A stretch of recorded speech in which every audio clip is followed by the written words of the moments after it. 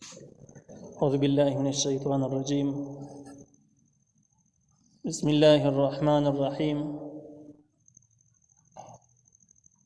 ولو دخلت عليهم من أقطارها ثم سئلوا الفتنة لآتوها وما تلبثوا بها إلا يسيرا.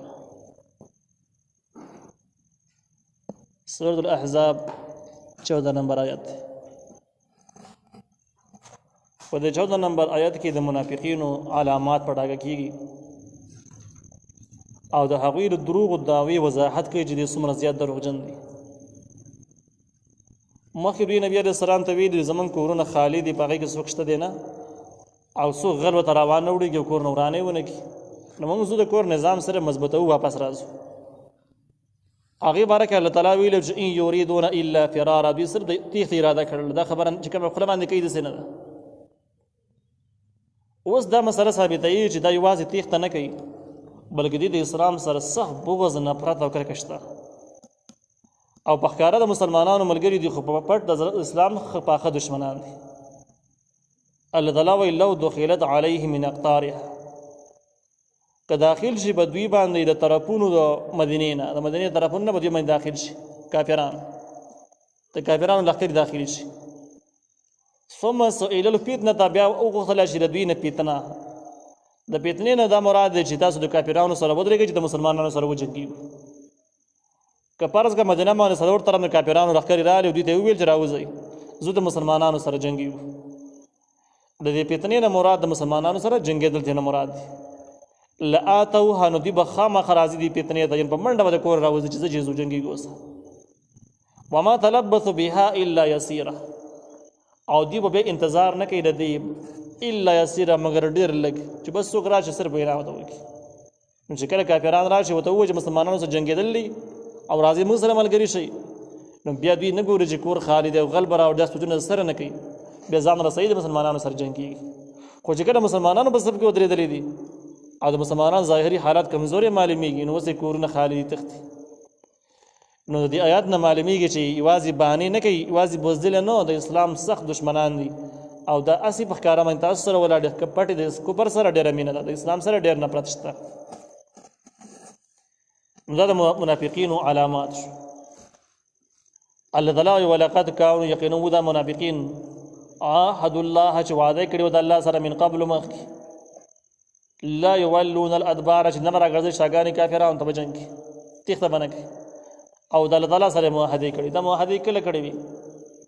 کله چې د بدر جنګ وشو، نو د بدر د جنګ نه چې کوم کسان پاتې شي، نو هغوی ډېر ارمانونه کول چې یاره ډېره غټه موقع د لاسه نه ووتله، خو بله موقع به نه میس کوو، بله موقع کې به خامخا شریک کېږو.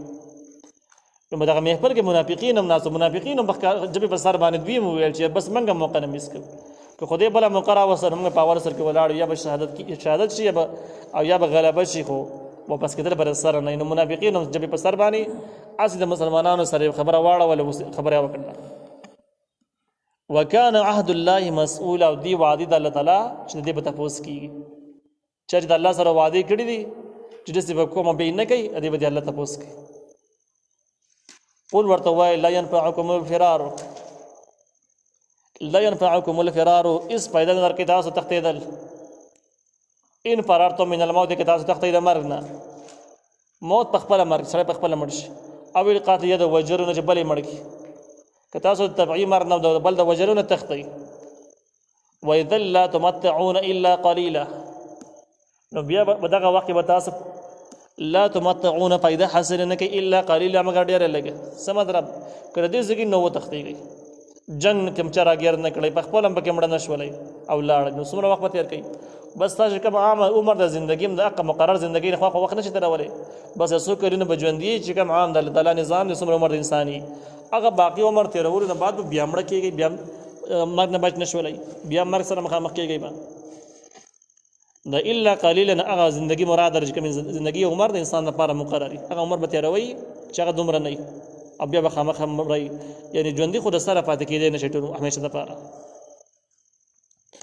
قل ورته وایه من ذا الذي، څوک دی هغه کس یعصمکم چې بچ کړي تاسو لره من الله، د الله د عذاب نه.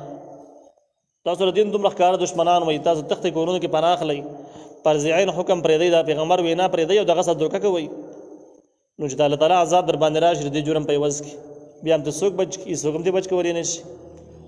ان اراد بكم سوءا کې اراده کړي تاسو د پاره سوءا د یو تکلیف درکولو او اراد بكم رحمتا یا اراده کړي تاسو د پاره د رحمت نو څوک شته تاسو هغه مخې ته ودرېږي د الله تعالی مخې ونیسي هېڅ څوک هم نشته. ولا یجدون او دوی به نه مومي لهم د خپل ځان دپاره من دون الله د الله نه بغیر ولیا کارساز ولا نصیرا او نه امداد کوونکي. چې کله د الله تعالی قهر او غضب راغی نو د الله تعالی نه بغیر بل هېڅ څوک نه کار سم کي او نه به سره مرسته وکړي. نو د دې خلاصه دا شوه چې اصل کې تعلق او رابطه واسطه د الله سره پکار ده. خلکو خولې ته مه ګوره دا به راضي شي او دا به ناراضه شي او دې به داسې وي دې به هغسې وي. اصل رابطه د الله تعالی سره پکار ده چې کله ته په حقیقت کې د الله تعالی د قهر او د غضب مستحق یې نو هېڅ څوک دې بچ کولی نه شي او که دې د رحمت مستحق یې هېڅ څوک دغه رحمت ستا نه اړولی نه شي تا دې محرومه کولی نه شي.